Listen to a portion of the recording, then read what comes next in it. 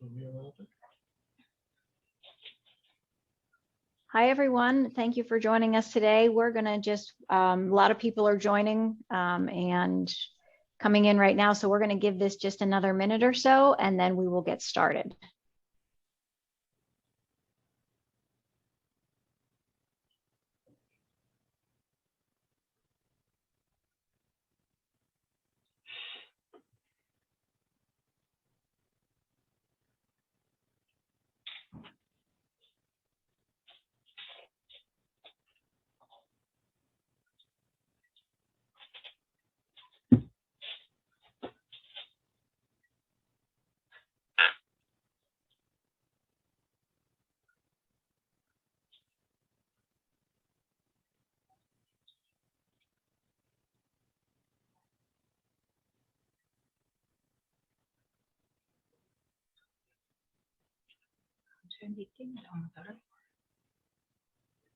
Okay, I know Dr. Schreuder has a lot of material to cover today, so we're going to go ahead and get started.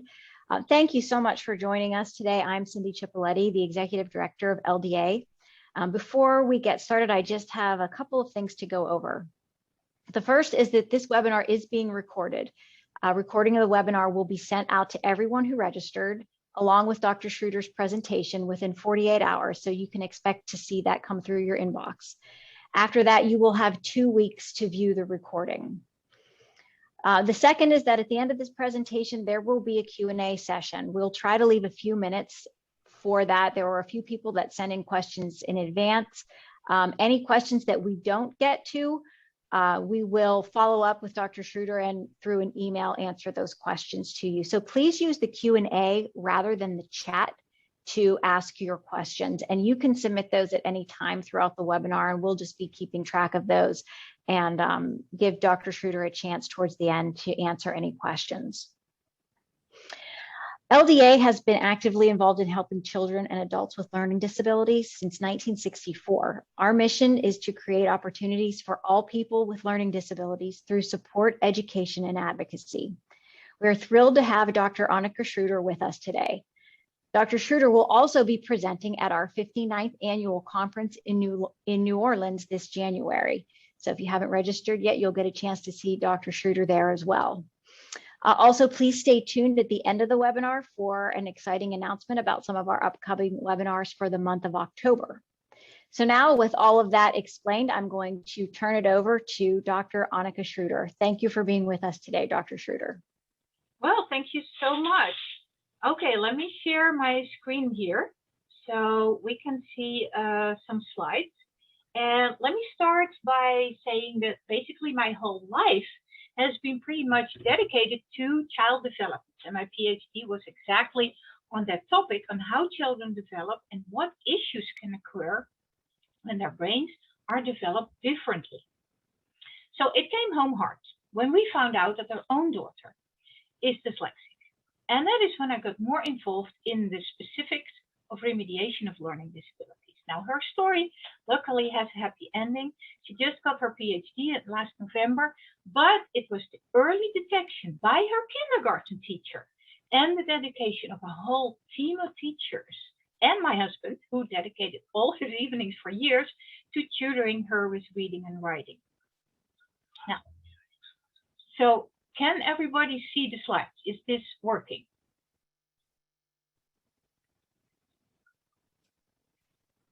Yes, looks good. Okay, perfect. So at that moment, I saw how much support there already is for people with dyslexia compared to those who have trouble with math and could have dyscalculia. So I decided to start specializing in the remediation of dyscalculia, building on the foundation of research that I had been part of and had been reviewing before.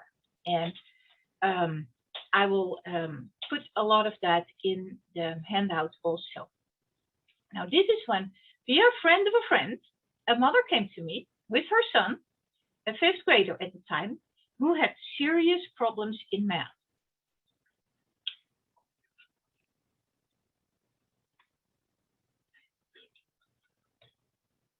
Wait a minute, we need the next slide here.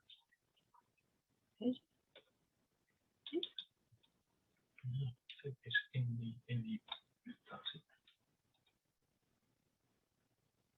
Okay, so I'm wondering where the next slide is now. Okay, click down. There you go. Okay, here we go. Now it works. Sorry for that.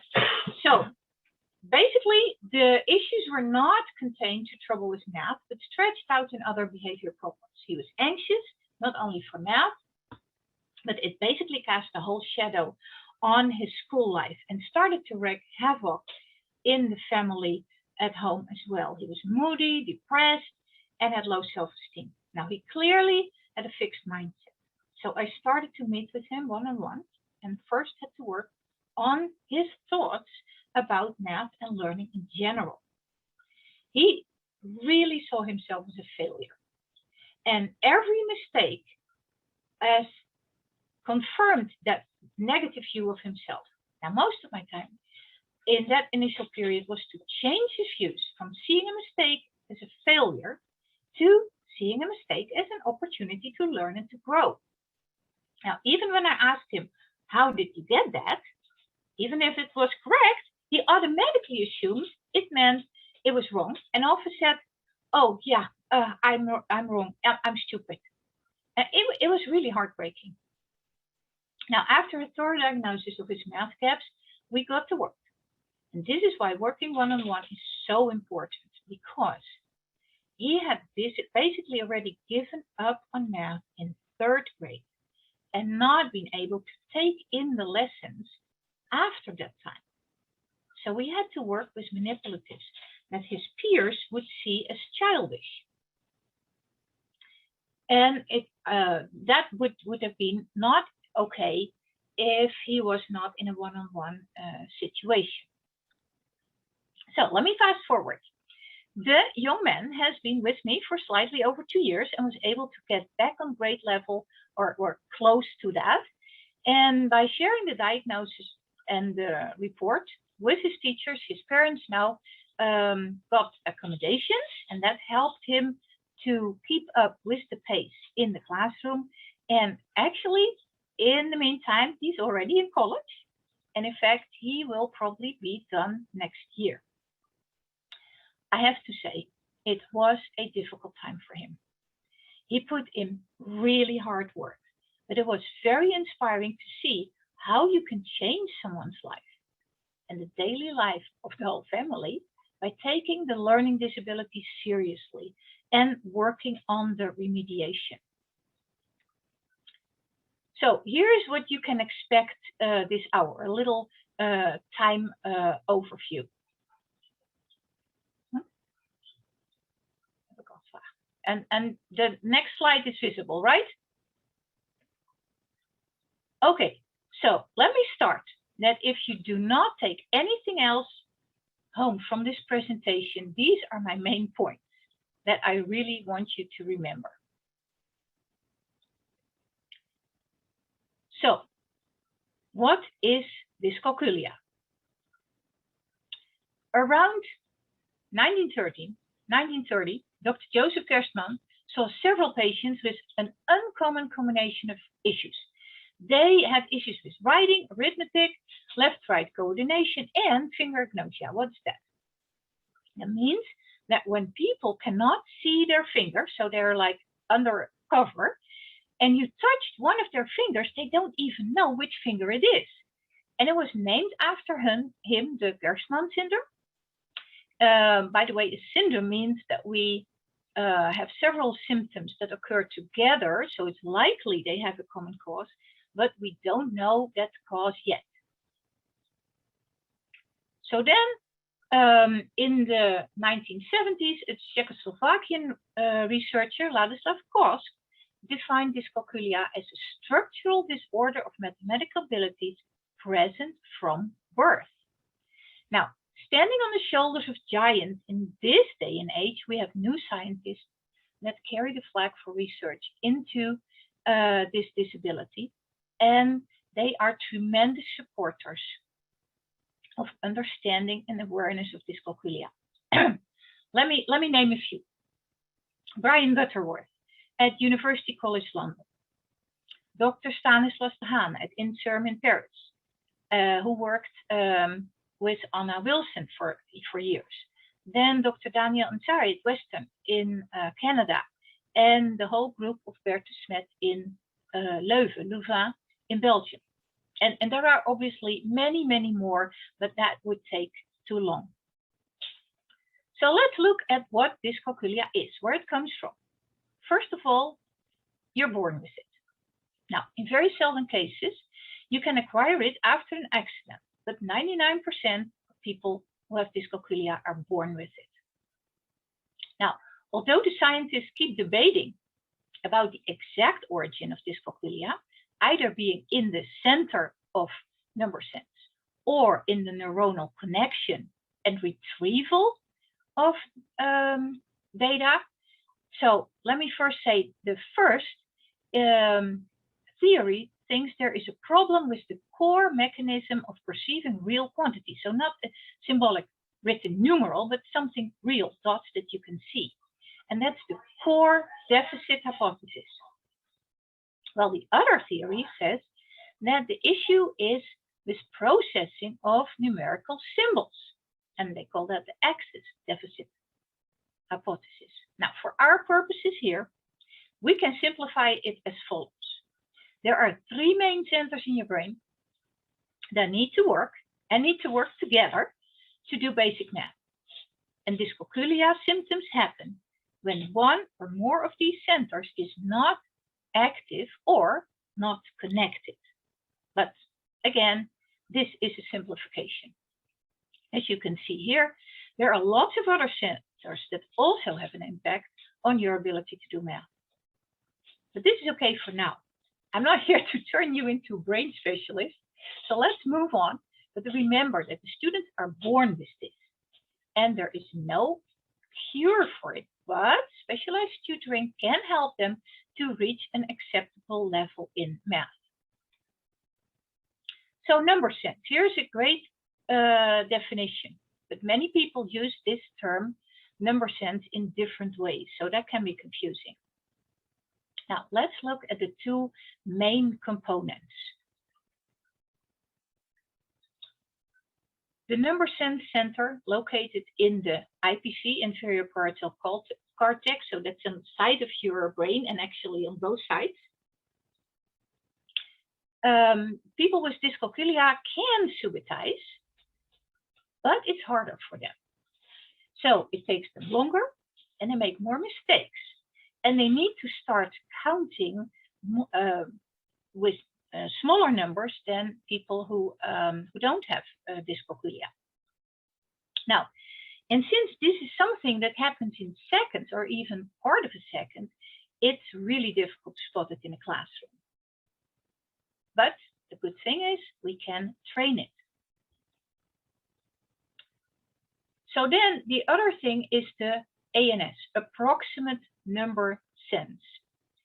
This is about larger numbers and comparing groups. Now, animals need that to estimate which group is larger and likely to win when fighting over food. Now, if your group was clearly smaller, like only half of the other group, it would clearly be better to run instead of fight. Research by Karen Wynn showed that babies of 6 months can already notice differences in small numbers. And those who don't perform worse at counting at age 4. Also, just recently in 2018, researchers in Bonn in Germany had a mind-boggling news about that babies can estimate shortly after birth and how it actually works. They were able to measure the activity of individual nerve cells. And they saw that there are certain nerve cells that react to certain numbers. Okay, what you see here is called the triple code model. The brain has 3 main centers, like I said before, to do math, and ideally they should work together. If they don't, the child will have dyscalculia symptoms. Now, when learning is heavily lopsided to one modality, like the verbal input, there is a huge risk that kids hit the ceiling, and that often happens at the end of 3rd, beginning of 4th grade. So, for examples, if you teach multiplication table only with a song or a poem, like the famous he ate and he ate and he fell on the floor, he ate and he stepped in the door, 8 times 8 is 64. Okay, that's great poetry, but it won't help your child figuring out how multiplication works. It's only stored in verbal memory and has no connection with the other two math centers, so the kids cannot apply it in another situation. Surprisingly, dyscalculia is as common as dyslexia. Basically, in each class of 20 children, we can expect one child with dyslexia and one with dyscalculia. And sometimes it's the same child. And there's another surprising fact here. There are 10 times as many articles published about dyslexia as about dyscalculia. So you can understand dyscalculia is far less known, but we're happy. Luckily, there is now a growing body of research and we can recognize the symptoms. Now, although you may not be familiar with dyscalculia, it all comes to life when you translate the symptoms you already know from students with dyslexia to their numerical equivalent. And you can see here that some start to talk late and others start to count late. Compare blending and segmenting of sums with composing and decomposing numbers. And if you look through this list, you already have a real good idea of what can happen with those kids. Now, here are the most important other issues that interfere with math learning. And please don't underestimate the influence of anxiety. It can steer away blood in the brain from the centers that you need to do math. In some children or adults for 5 minutes, and they restore pretty quickly, but in some it takes 50 minutes to go back to the normal blood flow. So basically, there goes whole your math lesson. And again, these symptoms do not stop when you are an adult. Let me go in more detail about the issues that adults with dyscalculia experience. Obviously, anything with numbers is complicated. And this will result in problems with money, shopping, and all things financial. I've listed a few for you here. Many people with dyscalculia, for example, do not realize how big the impact is of credit card debt. Also, dyscalculia can hurt your career and salary opportunities, and actually even more than dyslexia. Another issue they may have is with sequencing. This also pans out to other areas where it distorts their sense of time and direction. And this makes planning in general extremely difficult for them. You may recognize actually some of these issues here that adults encounter. You remember Dr. Gerstmann, who already noticed the left to right confusion. Another thing, for instance, cooking can be a major challenge because they will need numbers to adjust the recipe to the number of people eating. They need to remember the sequence of the various steps to prepare the meal. And they need to have a sense of time to make sure that all the parts of the meal are actually ready at the same time when the guests are at the table. So they may prefer to go out for food.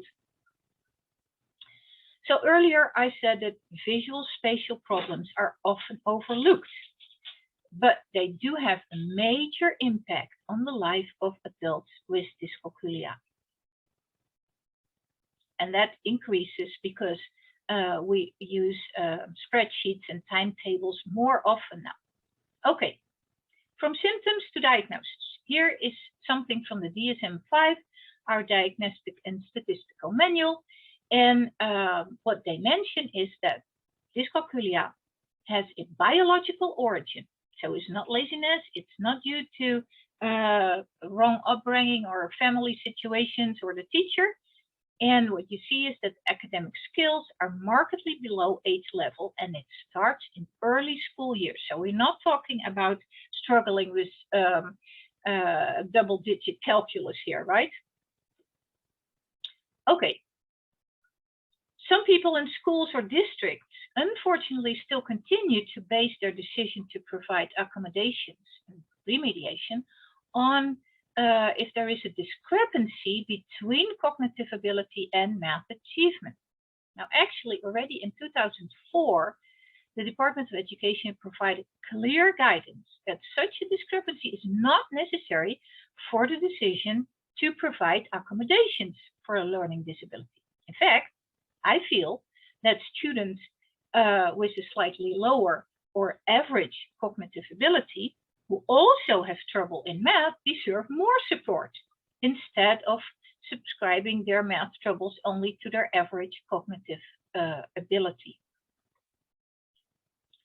So it's a sign of the time when this legislation was written that there is more specific on language LD than on math LD. But let's be positive. We are happy that mathematics calculation and mathematics problem solving are in there.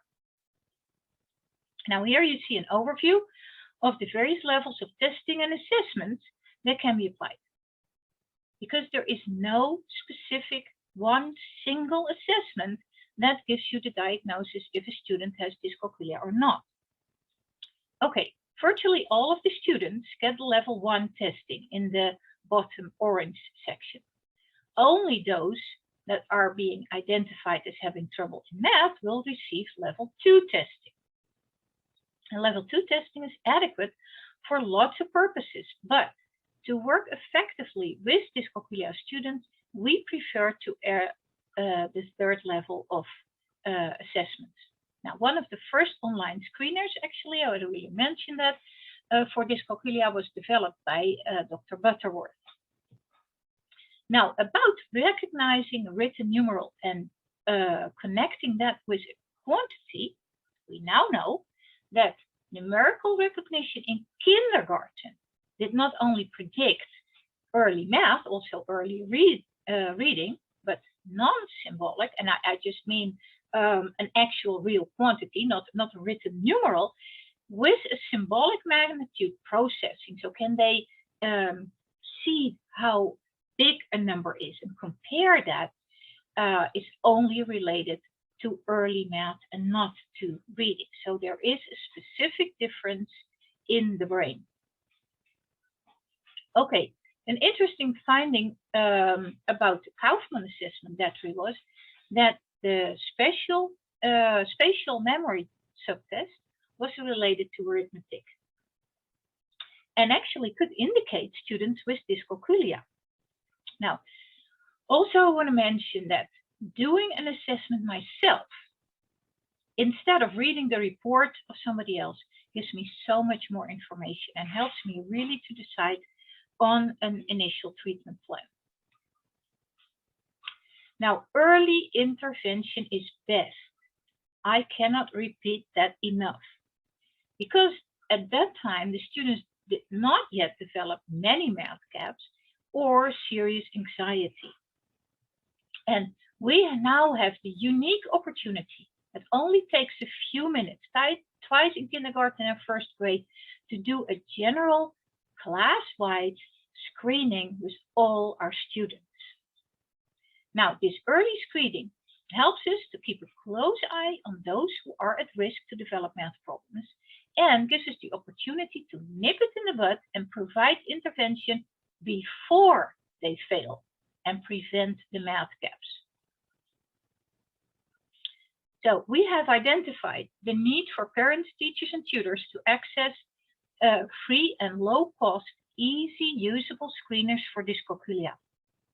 So if you go to dyscalculiascreener.org, you will see a variety of tools, just starting with a checklist that I would encourage you to distribute to all your parents. Then a number of grade-specific screeners divided into fall and spring season, and the access to our online math and dyscalculia screening test. More about that in a few minutes.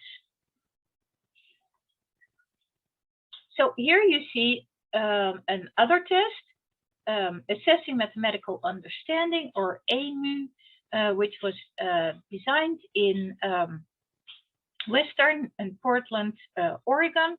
That comes with all the materials you need to do an intensive screening. It's almost an assessment, actually, of math disability very early on.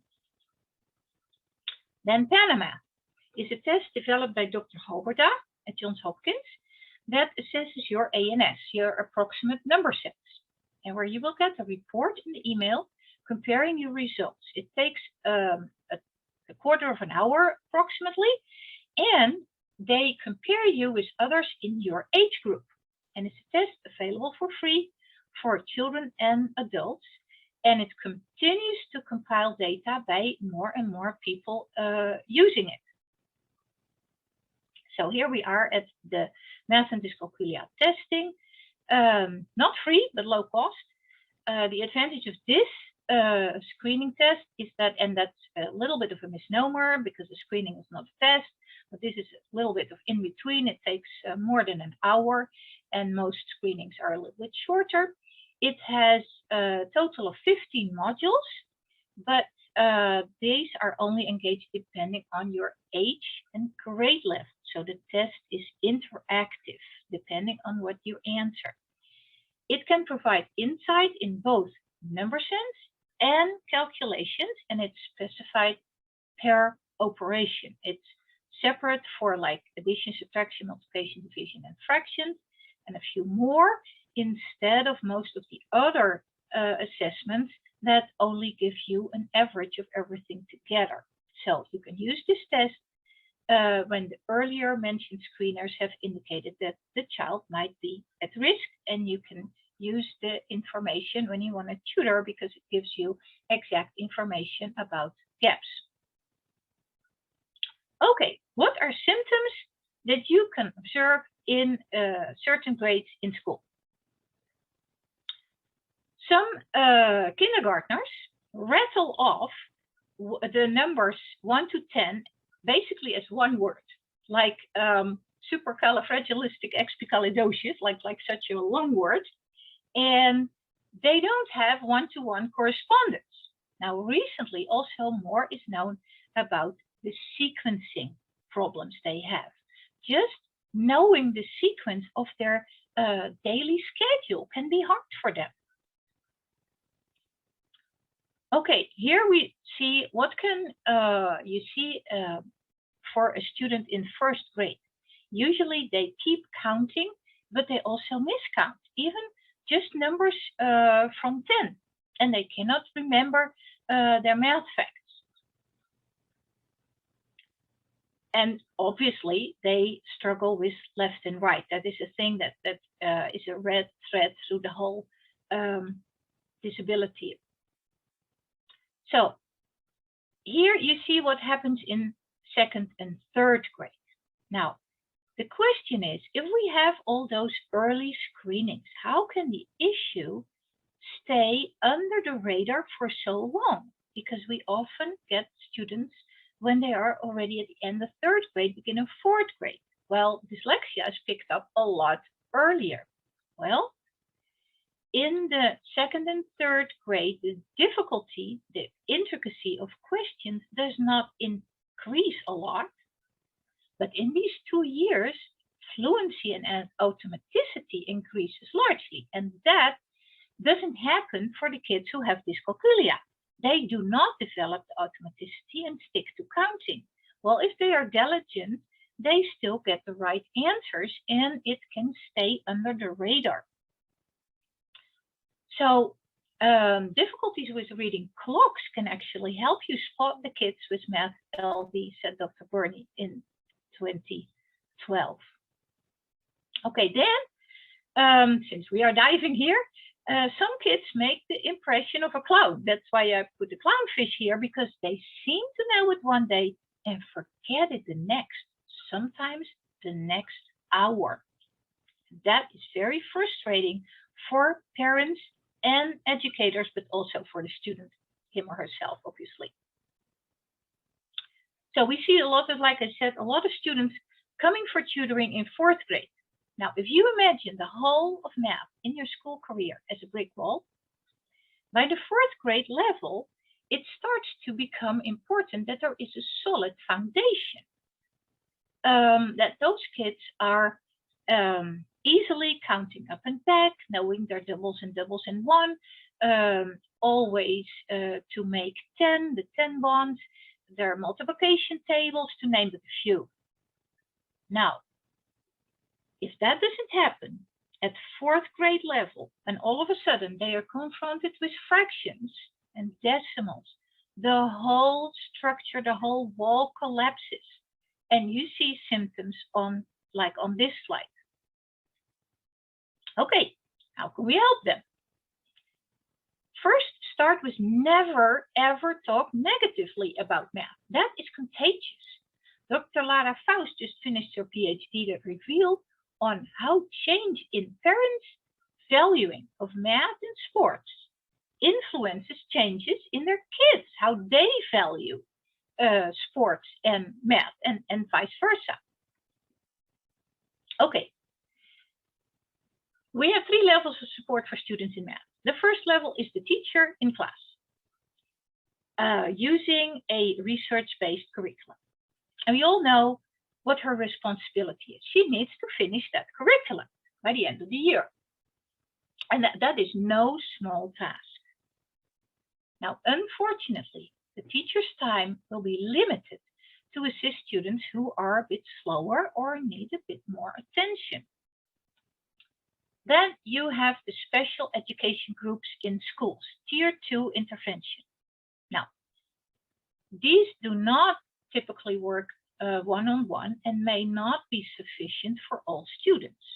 Although we obviously hope that from a short research-based intervention, the kids can stand on their own feet again. But like I said, it is no work for all the kids, and particularly not for those 4 to 7% who have dyscalculia.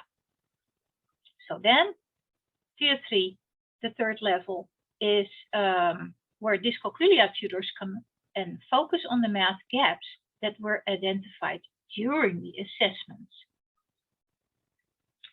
Now, this busy slide shows you the rules that we developed over time and that we feel are effective when working with students with dyscalculia. And you see the importance of working one-on-one, aligning closely with the student's level and working in their pace, not in my pace, though I would love to do that, and all tutors do. And starting at a very comfortable level, because they need to gain their self-confidence again. And you also see the importance of not drilling something what is not deeply understood. Then the value of spiral review and the importance of attention to self-confidence and motivation. You put activities together that are within reach. They need to be structured and sequential, like with dyslexia intervention. At first, you as a tutor or teacher, you demonstrate it, preferably linked in a 1 or 2 sentence to a real life situation. Then you do it together with the student. And you hear me correctly, it's an activity. It's not just writing numbers on paper. And then the student can do it him or herself. Well, you are verbalizing what happens and ask him to explain what he sees. Now, let me show you a few tools we can use. You can see this kid is clearly engaged. And having drawn his own 10 frame is a major accomplishment. So probably you also noticed that some of the numerals are still written in mirror image. And I have to say that Dr. Laurie Lard, also from London, told us that it is the actual handling of the tools by the child himself that is essential for learning. And here you see how we can help the child to progress from a concrete counter to using a number path and start to see the connection between a quantity and how long it stretches on a number path. So I have a few of those things you see on the top in line A. It is really a success with the children. It's actually also very safe because it's rubber and flexible. And it's actually a junior model of the Cuisenaire rods. So on one side, you can count the ants on the log, and you can make a connection here. How many are missing, or how many do you need to add to make a full log of 10, etc. And on the other side, you have your numerals, so the kids can turn it over.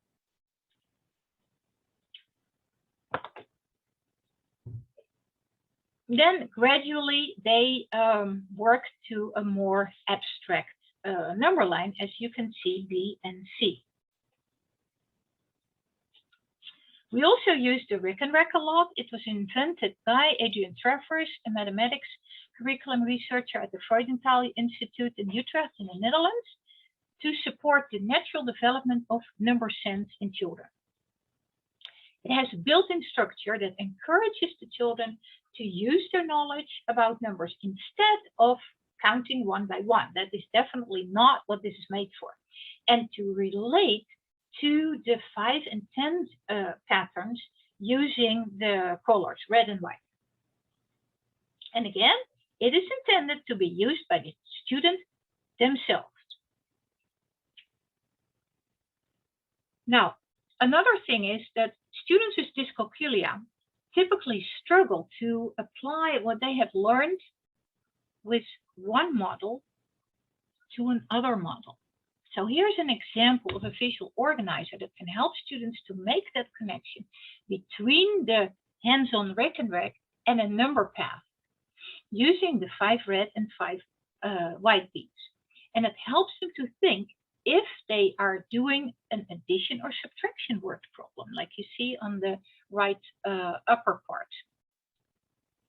Asking them to draw the question there is very helpful to spot a misunderstanding and how to help with that. Now, for this question, you can either start at the 15 and push away the 5 red beads from the second row and then 4 more from the first row, leaving 6. Now, actually pictured here is what another student did. He started pushing 9 away from the first row, from the top row, leaving only 1 there, because we also know that 9 and 1 make 10. So 9 gone, 1 left over. And then he saw that there were still 5 red in the second row, and he happily told us that 15 minus 9 must be 6. So, and here's the connection with a number line. The 5 red beads are dark gray, and the 5 white beads are light gray. So, what could a student have done to find out what is 15 minus 9? And you can either, like I said for the previous one, start at the 15 and cross off the 5, going back to 10. And since 9 is 5 and 4, and you have definitely taught a student that before you do this, take away the other 4. So, as you see on the first strip here. In the second strip, you see the work of another student who started crossing off the 1 through 9 and seeing that there were 6 left over. Subtraction is about finding the difference, and that can be from either side, from the start or the end. Now, it's great to have demos by the teacher or tutor to start the activity, but like I said, research has it that the child needs to do it first with help and then individually to get the most effective learning.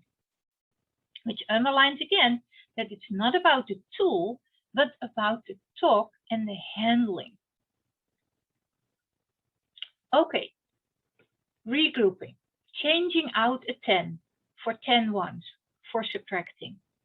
We like to, we do not do that with our conventional base 10 blocks because that changing out can give some kids the idea that you can at will change a question because they do not realize that it's exactly the same.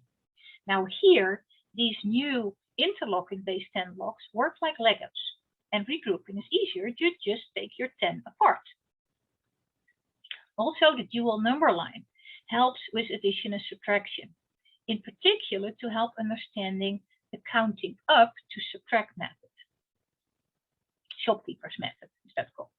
When you see two numbers not far apart, so 34 and 36, one in the top and one in the bottom row, you can ask the student, what's the difference? By maybe invoking the idea of a game. So you say, you have 36 points and I have 34 points that you can see here.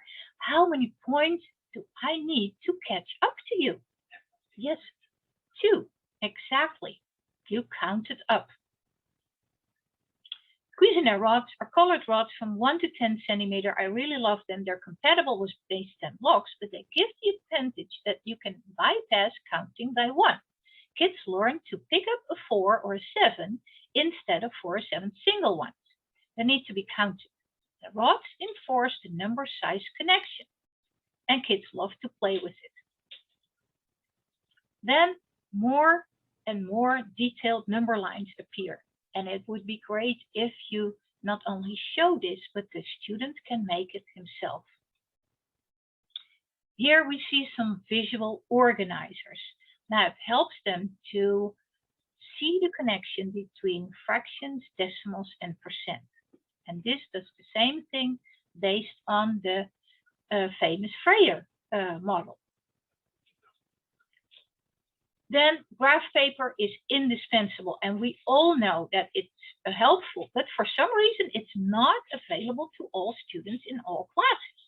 Actually, I want to say that maybe a little bit less prominent squares, maybe better. The attention should be on what the child is writing or drawing, areas, perimeters, etc., and not so much on the squares. Now, mental math is based on memory of math facts, rounding and estimation, and that's a typical stumble block. Now, there's also research by Joe Bowler in Stanford that timed tests can lead to anxiety as early as 2nd grade. And here you see that a lot of the issues that start in school continue in adult life.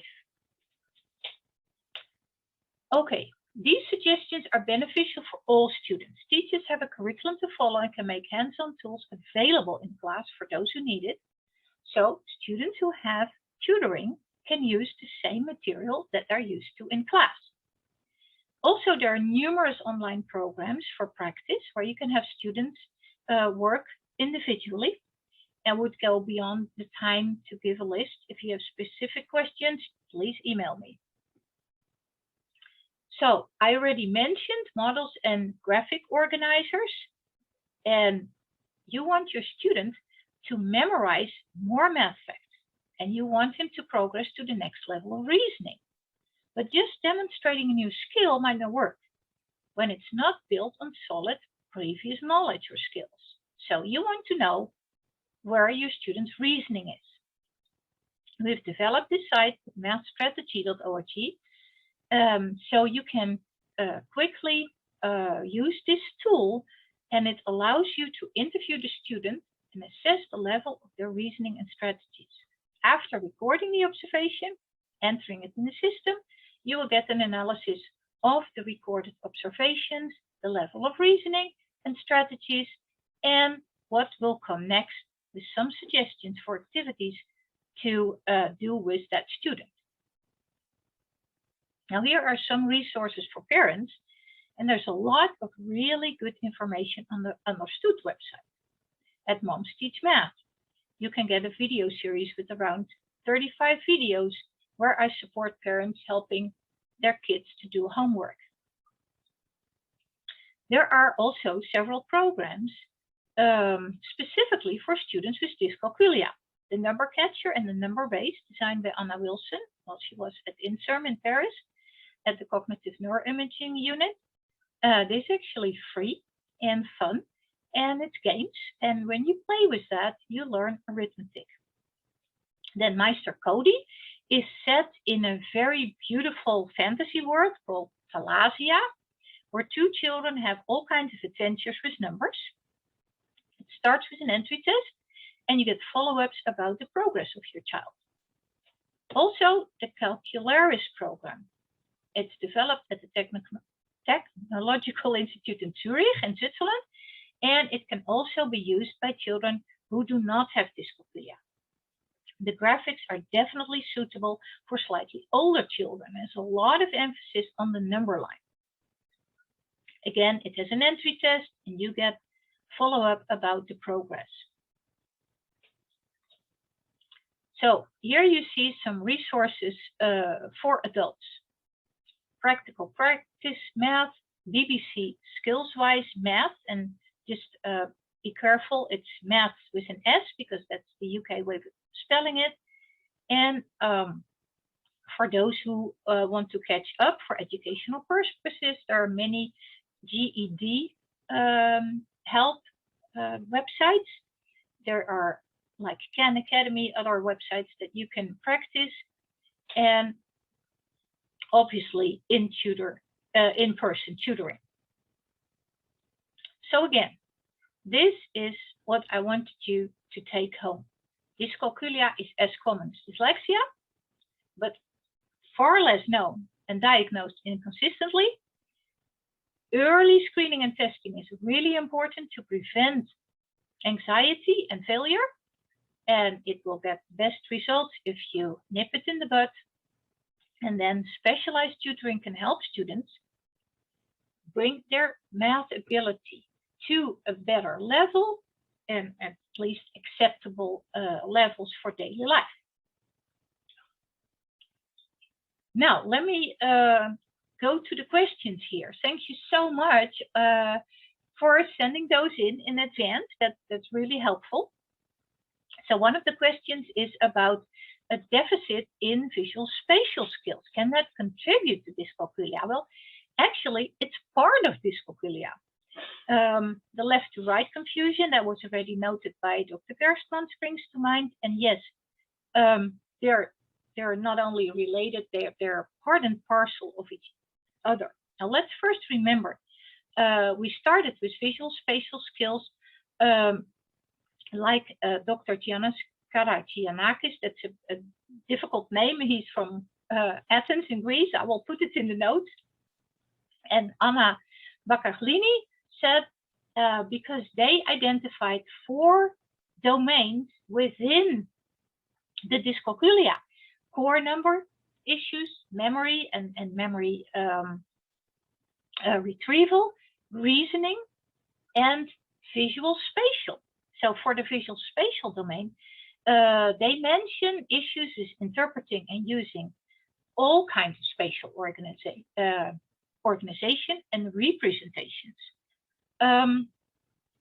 Think about numbers in decimal position, exponents, 2D and 3D figures, and imagine that they ask you to rotate that in a plane.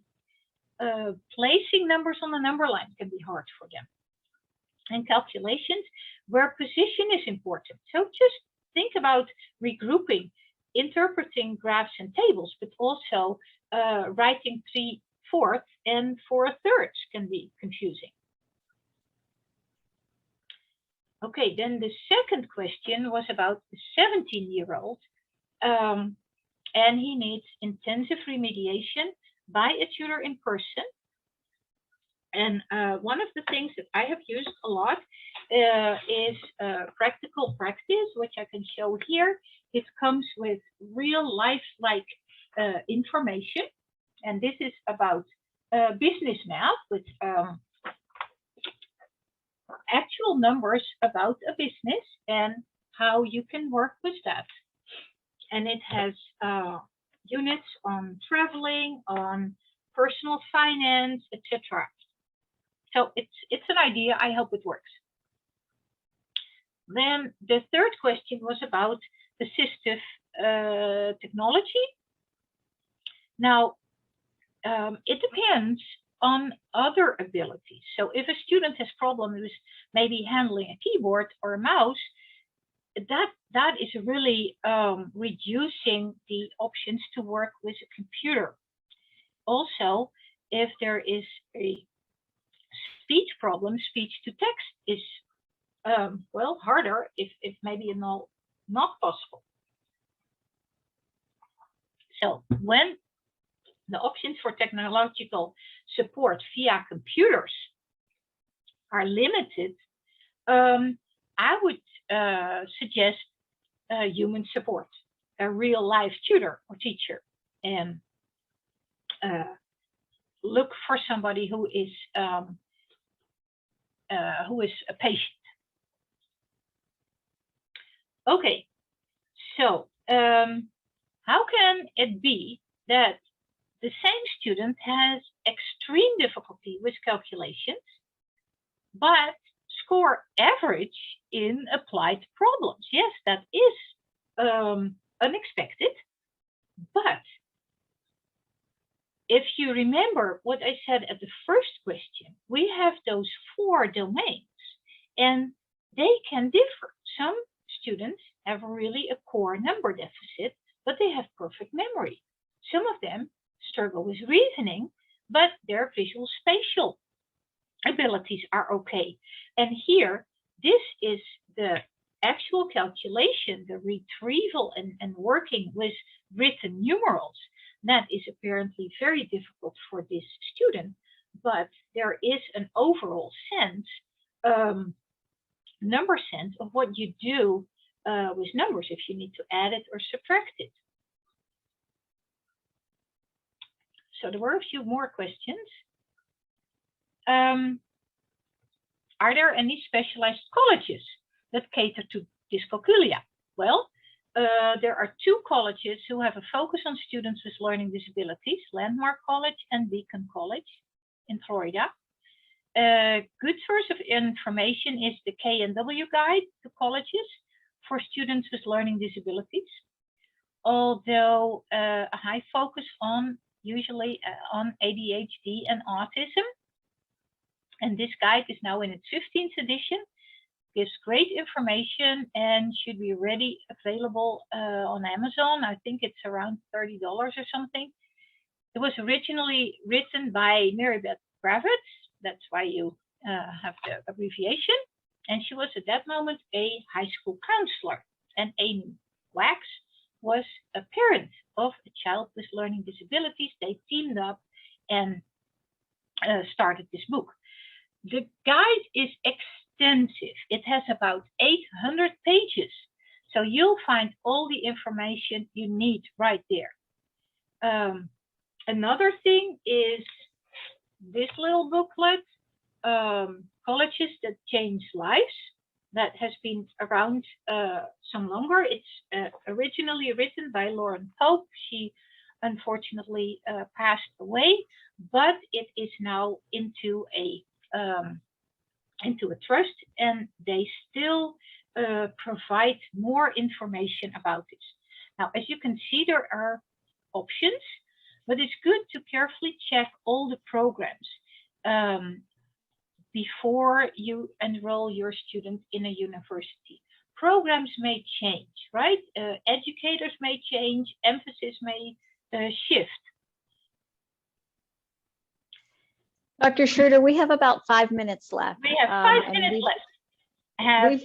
We've gotten about 31 questions in the Q&A. So I'm not sure if you want to take a few of these questions, and then whatever we don't have time to answer, we will follow up and forward answers. May I do one more of the written questions? The approach for tutoring for older students in middle school and high school. Would you work with dot patterns and questionnaire robots? That is a question I get a lot. It just depends on the level where the student is. You really tailor your intervention to the student, and it does not matter how old he is or she, and it does not matter in what grade. So yes, I do work with Cuisenaire rods with high schoolers. Okay, so fire about the other questions, please. Okay, so we'll see if we can squeeze a few in here. Should middle school students with dyscalculia participate in learning the general education curriculum with modifications, or should they just focus on the missing skills? That's a very good question. And my answer would be they need both. So let me stop sharing here because we're not looking at the slides anymore. It also depends a little bit on how far a specific student is behind. Can they still benefit from in-class instruction? Now, my experience is that if you are 2 or more years behind, that the whole classroom instruction gets completely incomprehensible and it's basically a waste of time. So I would then devote the total math time, which is an hour a day, right? 5 days a week, to first focus on those gaps and try to help that student get into a level where he can actually follow what is in the classroom. If you have an opportunity to do both, that might work, but it definitely depends on how far a student is behind. So I cannot answer that in general. I would need more details. So send me details. Okay, another question. Are there evidence-based math curriculums similar to reading like Orton Gillingham or Wilson Reading? Also a good question. Right. Well, there is not at this moment a complete curriculum, but we have several components that are research-based and are definitely useful. So let me share my slides one more time.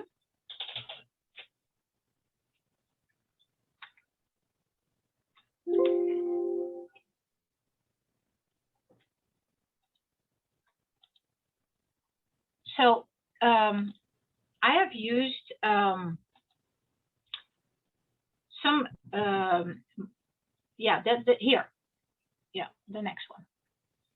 What you see here are fully scripted intervention programs. So it's not a complete curriculum. If you want to do a complete curriculum, springs to mind Number Worlds, which is a very good curriculum. It's well established. And these are interventions that you can see work in like 12 to 20 weeks to bring kids up to where they need to be in class, if that is an answer for you. What I'm trying to do is putting together a curriculum, but there is not like one only curriculum. But that's the same for dyslexia, because we say we have Orton Gillingham based or Orton Gillingham type intervention. It's not all exactly the same. And again, it depends what that student needs. It's not so much start at page 1 and flip through everything. You want to zoom in on the specific issues of that student, because you don't have time to do a flip the page thing. Okay. So there are probably 30 more questions here. We will follow up with Dr. Schreuder to get answers to the rest of your questions and send that out with the information after the webinar. I'm going to turn it over now to Lauren. Thank you, Dr. Schreuder, so much for the information. I think this was really great, and we've gotten a lot of good feedback. People are very appreciative for the information that you're sharing. And we know we will see you again soon. And so, Lauren, I know you have some remarks that you'd like to make as well. Yeah, thank you again, Dr. Schreuder. This is a really great presentation. Thank you so much for your time and your expertise. I know we really appreciate it. And thank you as well to everybody attending today. I just wanted to share really quick that before we end the webinar, there are a lot of upcoming events this October because it's LD Awareness Month. So we're going to be holding 4 webinars next month. And these webinars will focus on subjects like adult LD diagnosis and evaluation, LD and mental health, accurate diagnosis of specific learning disabilities, and advocating for your child in the school system. So keep an eye out for these webinars. They'll be posted soon on our social media channels. You might hear, they'll be sent out through email as well. And also don't forget, you can attend Dr. Schreuder's session at our 59th annual conference in New Orleans. So thank you again, Dr. Schreuder, and thank you again for attending. Well, thank you for having me.